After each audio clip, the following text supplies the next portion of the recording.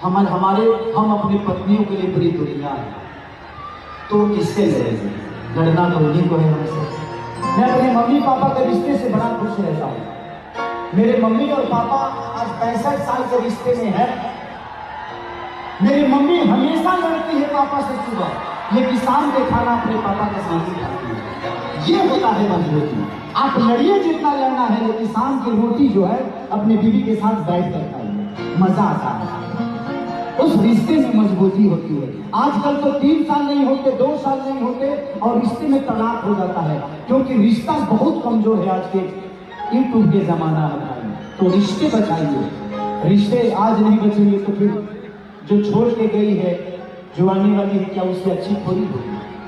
आज वो दूर है इसलिए आपको अच्छी लग रही है। जिस दिन वही औरत आपकी बीवी बन जाएगी ना, तो उसी से वही प्रॉब्लम होगा जो पहली वाली से हो रहा था। तो कितने से तलाक करिएगा? इसलिए